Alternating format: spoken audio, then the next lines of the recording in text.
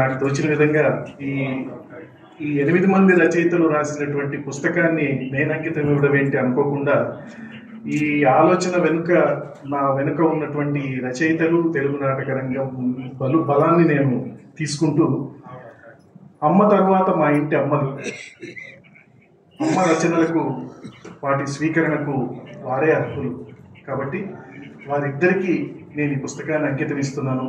వారిలో మొదటిది నా సతీమణి సగిలి రాధా, డాక్టర్ సగిలి రాధా. కేంద్రీయ హిందీ సంస్థానంలో ఆవిడ వర్క్ చేస్తున్నారు.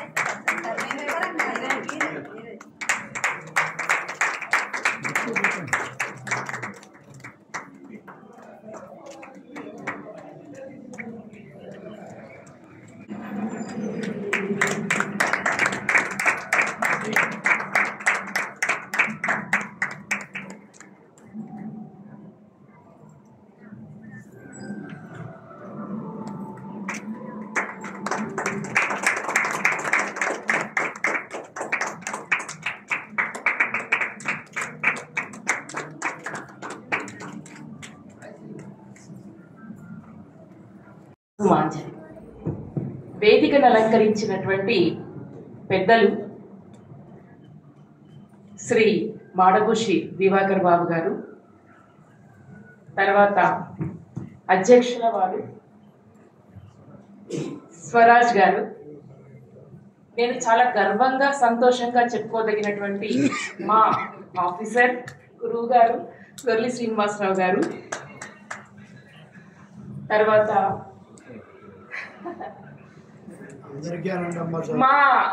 మాతో పాటు మా నాటక రంగంలో ఉన్నటువంటి మాకు చాలా అన్ని రకాలుగా చేదోడు వాదడుగా ఉంటూ మాకు ఆదర్శంగా నిలిచినటువంటి కోట్ల హనుమంతరావు గారు, వారి సతీమణి.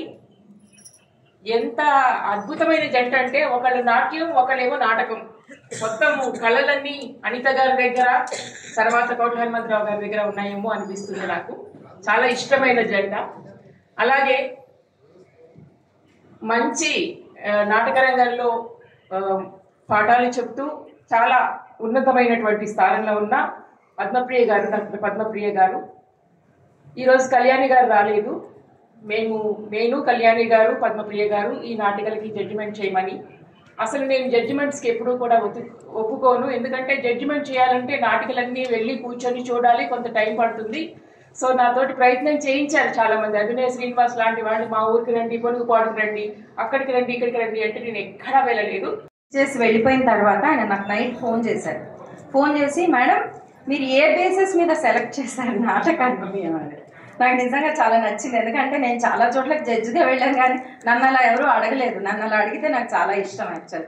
ఎందుకంటే నిజంగానే ఆయన అంత శ్రమదమాదుల కోర్చి ఇంత గొప్ప కార్యక్రమం చేపట్టినప్పుడు ఆయనకు ఒక క్లారిటీ ఉండాలి. ఎందుకంటే మిగతా వాళ్ళు ఆయన్నే క్వశ్చన్ చేస్తారు, మాతో ఎవరు కనెక్టెడ్ కాదు. మాకు ఇచ్చిన నాటకాల్లో ఇంకో ముఖ్యమైన విషయం చెప్పాలండి, మాకు రచయితల పేర్లు కూడా తెలియదు.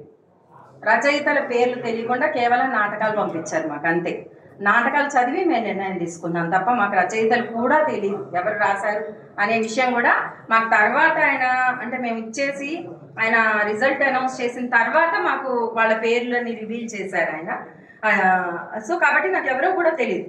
సో నేనన్నాను, మేము ఒకటేనండి, ప్రయోగాత్మకంగా ఆలోచించిన థీమ్స్ అనుకోండి, కాన్సెప్ట్స్ అనుకోండి, వాటిని తీసుకున్నాం. ఆ తర్వాత అమ్మ మీద ప్యూర్గా ఉన్నది. కొన్ని వేరే రకంగా కూడా డైవర్ట్ అయిపోయిన కాన్సెప్ట్స్ ఉన్నాయి. అలా కాకుండా దాని మీద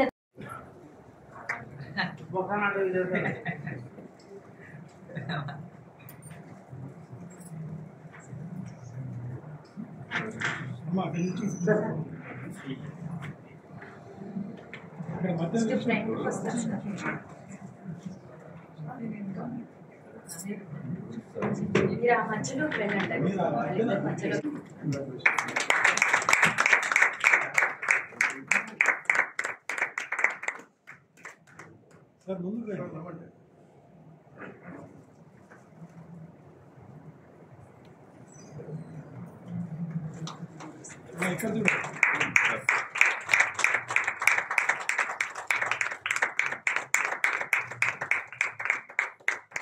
మూడవ బహుమతి శ్రీ నల్లా సత్యనారాయణ బాబు గారు. సత్యనారాయణ బాబు గారిని వేదిక మీద రావాల్సిందిగా కోరుతున్నాను.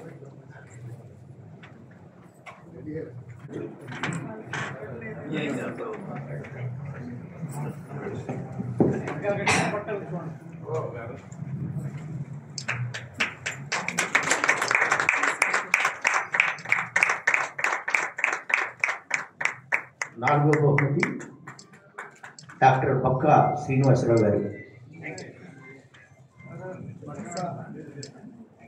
పక్కా శ్రీనివాసరావు గారు.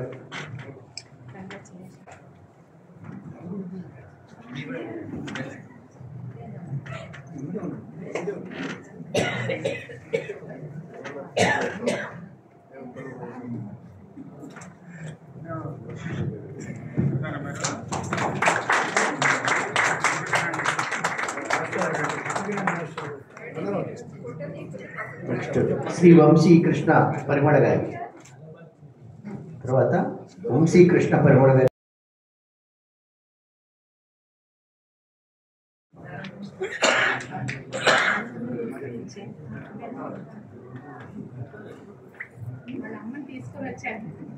వాళ్ళ అమ్మగారికి కలిపి వేయండి. తర్వాత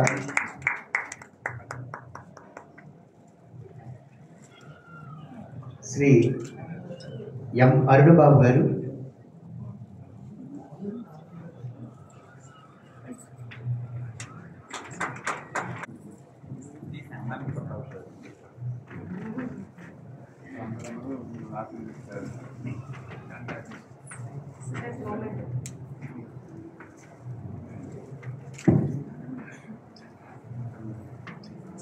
శ్రీమతి ఎంవిఎల్ ఎస్ సర్.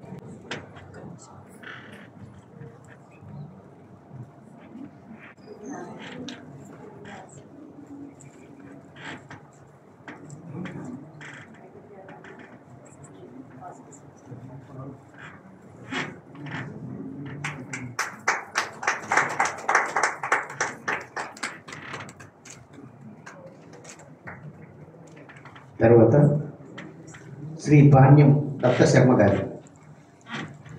పాణ్యం దత్త శర్మ. క్యాష్ ప్రైజ్లన్నీ దత్త శర్మ గారి క్యాష్ ప్రైజ్.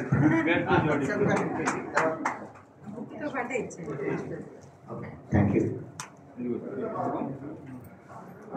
ఒక్కసారి జ్యోతిరాజ్ బి శెట్టి గారు. జ్యోతిరాజ్ బి శెట్టి గారిని. నా క్యాష్ ప్రైజ్ ని మా అమ్మగారికి అంకితం ఇస్తున్నాను, వారిని వచ్చి స్వీకరించాల్సిందిగా కోరుకుంటున్నాను.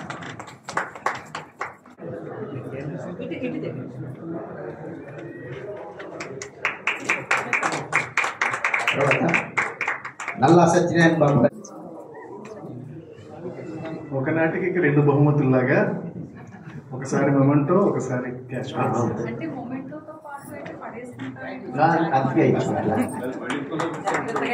డాక్టర్ బొక్క శ్రీనివాస్. శ్రీ వంశీ కృష్ణ పరిమళ గారు. వంశీ కృష్ణ పరిమళ గారు.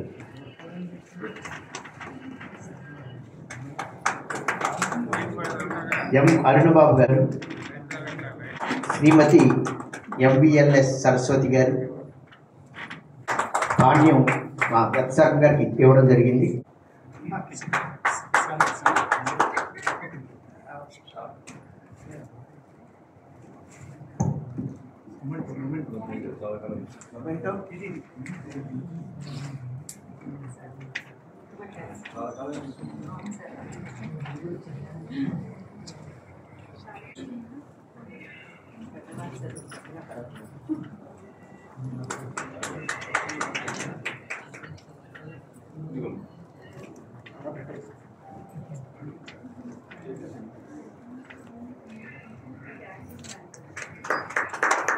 తర్వాత డాక్టర్ సమ్మెట విజయ్ గారు.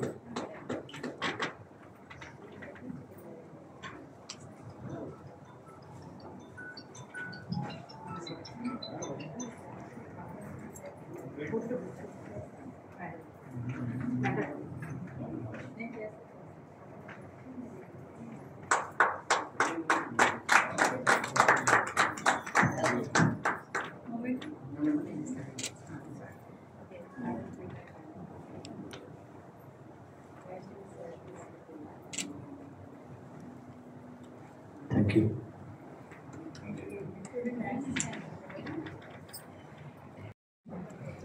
ఒక వ్యక్తిని నేను గుర్తు చేసుకోవాలి. మిత్రులు రామ్ కోటేశ్వరరావు. ఎందుకంటే భూతకాలం అని ఒక నాటకం రాశాను, ఆయన విన్నారు. ఇది ఎవరికి ఇవ్వాలండి అన్న వెంటనే ఇంకెవరు మన గోవాడ వెంకట ఉన్నారు. ఆయన ఎవరు నాకు పరిచయం లేదు, పేరు విన్నాను. వాళ్ళు మాట్లాడుతారు. సరే, అప్పుడు అందరూ ఆయన పేరు వింటమే కానీ అంత నాకు పెద్ద పరిచయం లేదు. అలా పరిచయం అయ్యాక నాటకం టేకప్ చేశారు. ఇది దురదృష్టవశాత్తు వారి అమ్మగారు దూరం అయ్యారు. నాటకం ఆపేస్తారేమో అనుకున్నాను నేను. కానీ ఆయన ఎంత నిబద్ధత, నాటకం పట్ల ఎంత ప్రేమ అంటే ఆవిడ పరమపదించిన నెల రోజులకి కరెక్ట్గా ఆ రోజు ఆయన ప్రదర్శించారు. అంతవరకు నేను వాళ్ళ అమ్మగారిని నేను చూడలేను, బట్ ఆ రోజు చూశాను. ఎక్కడ చాలా ఆప్తులు. సో చాలామందికి తెలుసు వెంకట్ గోవాడ గారు నేను ఒక విధంగా ఒకటే, మేమిద్దరం కాదు. నేను చేస్తున్న చాలా నాటకాలలో ఆయన నటుడిగా నటించడం జరిగింది. అయితే ఇక్కడున్న చాలామందికి కూడా పరిచయం మీకు వెంకట్ గౌడ గారు గురించి తెలియని వాళ్ళు లేరు, అందుకే మనం ఇక్కడికి వచ్చాము. సో వారు ఎంత సౌమ్యులో అంత ధైర్యశాలి కూడా. మేము చాలాసార్లు నాటకాలు వేస్తున్నప్పుడు ఆయన ఎదుగుదలకి కారణం వాళ్ళ అమ్మగారు అని చాలా సందర్భాల్లో చెప్పడం జరిగింది. వాళ్ళ అమ్మ ప్రోత్సాహం, వాళ్ళ అమ్మ ఇచ్చిన ధైర్యంతోనే ముందుకు వచ్చానని. సో ఆయన చిన్నప్పటి కష్టాలు ఇవన్నీ నాకు చాలా సందర్భాలు నాటకం రిహార్సల్ చేస్తున్నప్పుడు అంతకుముందే డిస్కషన్ చేయడం జరిగింది. అనుకోకుండా అమ్మని ఆరాధించే వెంకట్ గౌడ గారు అమ్మ లేరు అని వెంకట్ గారు అద్భుతం అన్నమాట. మీరు అందరూ చూసారో తెలియదు, చూడకపోతే మళ్ళీ ఎక్కడ ప్రదర్శిస్తే తప్పకుండా చూడండి, చాలా అద్భుతంగా ఉంది. సో నాటకాలు ఎప్పుడు చూడలేదు నేను యాక్చువల్గా. కన్యాశుల్కం చదవటం, లేదా ఎన్ఆర్ నంది గారి మరో మొహంజదారు చదవటం, ఇటువంటివి చదవటమే. పత్రికల్లో నాటికి చదువుతూ మన మనసులోనే వాటిని ప్లే చేసుకోవటం, దృశ్యంగా చూడటం అనేది మాత్రం ఫస్ట్ టైం భూతకాలం చూడటం అద్భుతం అనిపించింది నాకు. అటువంటి ఎన్నో అద్భుతమైన నాటకాలను ప్రదర్శిస్తున్న గౌడ క్రియేషన్స్కి అగ్రంథం ఉంటుంది. ప్రతి వ్యక్తికి అమ్మతో ఉండే అనుబంధం ఒక ప్రత్యేకమైన అనుబంధం, దాన్ని మాటల్లో వర్ణించలేము. వారిద్దరి మధ్య ఉండే అనుబంధం అజరామరంగా అలాగే ఉంటుంది ప్రతి వ్యక్తికి. అటువంటి దాన్ని ఒక అమ్మకి ఒక నివాళి అర్పించాలన్నప్పుడు ఎవరన్నా కూర్చొని ఏడుస్తారో, లేకపోతే మధురమైన జ్ఞాపకాలు గుర్తు తెచ్చుకొని అప్పుడు అలా జరిగింది ఇలా జరిగింది అని అనుకుంటారు. కానీ నాటక రంగంలో ఉన్నారు కాబట్టి ఒక నాటకాలు రచింపజేసి వాటిని ప్రదర్శింపజేయాలి అనే ఉద్దేశంతో, చాలా గొప్ప ఉద్దేశంతో ఒక నిజంగానే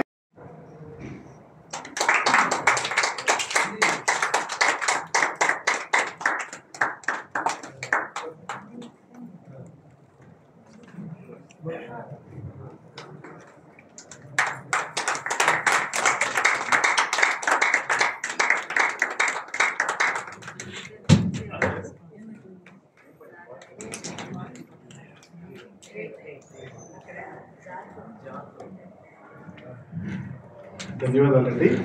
ఉన్నారు, వారికి ఆరోగ్యం బాగాలేదు, వారిని నేను వేదిక మీదకి పిలవాలని వారి చూపెట్టాలనుకున్నాను, కానీ ఆయన ఆరోగ్యం సహకరించలేదు. మార్నింగ్ నుంచి నిన్నటి నుంచి వైరల్ ఫీవరు, ఆయన అయినా బలవంతంగా వచ్చింది అక్కడ దాకా కూర్చున్నారు, కానీ మధ్యలో చలి వచ్చిందంటే క్యాబ్లో వెళ్ళిపోయారు. మా చెల్లెలు తీసుకెళ్ళిపోయింది. సో వారు లేకపోయినా నా తల్లిదండ్రులాగా అత్తమామలు ఉన్నారు, వారికి కూడా నేను ధన్యవాదాలు తెలుపుతూ సరే ఏకవాక్యంలో నేను వందన సమర్పణ కూడా చేసేస్తాను. నా ఈ ఆలోచనకి కార్యరూపం ఇచ్చినటువంటి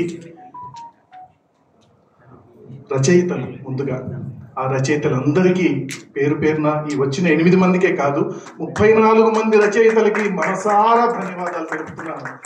ఈ రోజున ఈ కార్యక్రమం జరపడానికి నాకు స్ఫూర్తి ఆ 34 మంది రచయితలు. డాక్టర్ బొక్క శ్రీనివాసరావు గారు అభిమానం కొద్దీ ఆ లెక్కలన్నీ తీసుకొచ్చి 2 దశాబ్దాల తర్వాత 2.5 దశాబ్దాల తర్వాత అని చెప్తున్నారు. కానీ శ్రీనివాస్జీ థ్యాంక్ యూ. అదేదో అది వింటుంటే గర్వంగా అనిపిస్తుందేమో, కానీ ఇవేవి ఆలోచించకుండా అమ్మ మీద ఉన్న ప్రేమతో తలపెట్టిందే తప్ప వీటి కోసం కాదు. చిత్తశుద్ధిగా చేశాము అంతే. మీ అందరి సమక్షంలో ఆ భగవంతుణ్ణి, ఏదో లోకంలో ఉన్న మా అమ్మని నేను కోరుకునేది ఏంటంటే, మళ్ళీ మళ్ళీ ప్రతి సంవత్సరం అమ్మ పేరు మీద నేను ఇలాంటి నాటక రచన పోటీలే కాకుండా ఇంకా కొంచెం ఒక అడుగు ముందుకేసి ఏదైనా కార్యక్రమాలు చేసే విధంగా నాకు శక్తినివ్వాలని ఆ అతీత శక్తుల్ని, ఆ భగవంతుణ్ణి, ఆ అమ్మని నేను కోరుకుంటూ, వచ్చినటువంటి ముఖ్య అతిథిగా ఉన్నటువంటి మామిడి హరికృష్ణ గారు రాకపోయినా ఇందాక కూడా ఫోన్లో మాట్లాడారు. వారి కింద కార్యక్రమంలో ఉన్నారు. పొలిటికల్ కార్యక్రమం అవన్నీ ఉన్నందుకు వాళ్ళు రాలేకపోయారు. ఈ హాల్ అడగంగానే మనకిచ్చారు. మామిడి హరికృష్ణ గారు భాషా సాంస్కృతిక శాఖ తరఫున చేస్తున్నటువంటి సహాయాన్ని ఎప్పటికీ మరించి నేను ఈ వేదిక మీద చెప్పడం చాలా తక్కువ అవుతుంది. ప్రతి వేదిక మీద వారి గురించి చెప్తూనే ఉండాలి. అలాంటి వ్యక్తికి మామిడి హరికృష్ణ గారికి మనసారా ధన్యవాదాలు. ఇక పెద్దవారు, నేను ఇప్పుడు ఇక్కడ చెప్పకూడదు, ఆరోగ్యం బాగాలేదు.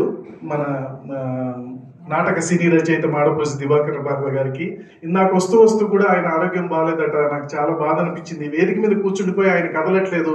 నాకు ఇక్కడ ఓ పక్కన నాన్న ఆరోగ్యము, ఓ పక్కన నాన్న లాంటి ఆయన ఆరోగ్యము. నాకు ఎంత బాధ వేసిందంటే, ఆయన వస్తూ వామిట్స్ కూడా అవుతున్నాయి ఆయనకి. ఇక్కడ స్టేజ్ మీద ఉండి టాబ్లెట్ వేసుకొని కూర్చున్నారు దివాకర్ బాబు గారు. వారికి కూడా నేను ధన్యవాదాలు తెలుపుకోవాలి. వారు, అలాగే నా మిత్రులు కోట్ల హనుమంతరావు గారు, వారు ఇప్పటిదాకా ఉన్నారు. కోట్ల హనుమంతరావు గారు ఇక్కడే ఉన్నారు. మిత్రులు, నా ఆప్త మిత్రులు, నాకు ధైర్యాన్ని ఇచ్చే మిత్రులు కోట్ల హనుమంతరావు గారు. అతి త్వరలో ఒక సినిమా దర్శకుడిగా, హీరోగా మనందరి ముందుకు రాబోతున్నారు. దాంట్లో నేను కూడా ఉన్నాను. ఆ సినిమాలో గర్వంగా ద డీల్ అనే సినిమా ఆల్రెడీ అనౌన్స్ అయింది. ఆ సినిమాలో ఉన్నాం. అలాగే ఫణి ప్రకాష్ అని ఉన్నారు, అందరూ ఉన్నారు ఇక్కడ. వారికి నేను ధన్యవాదాలు తెలుపుతూ, అలాగే గొర్లి శ్రీనివాసరావు గారు మరోసారి మమ్మల్ని క్షమిస్తూ మళ్ళీ పుస్తకాలు తీసుకొచ్చి, సాహితీ విషయాలు తీసుకొచ్చి మిమ్మల్ని ఇలా వేధిస్తూ ఉంటాము. వారికి ధన్యవాదాలు. అమ్మ అనితమ్మ, థ్యాంక్ యూ సో మచ్ అమ్మ, వచ్చి సుసంపన్నం చేశారు. ఇక మా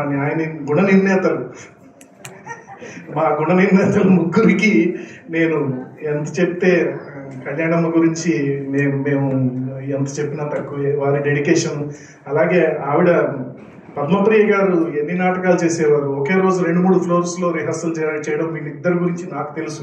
ఒకే రోజు 2-3 ఫ్లోర్లలో నాటకం రిహార్సల్ చేయడాన్ని నేను చూశాను వీళ్ళిద్దరిని. అలాంటి వాళ్ళు వీళ్ళందరూ, అలాంటి వాళ్ళు గుణ నిర్ణయంలో కూర్చున్నారు.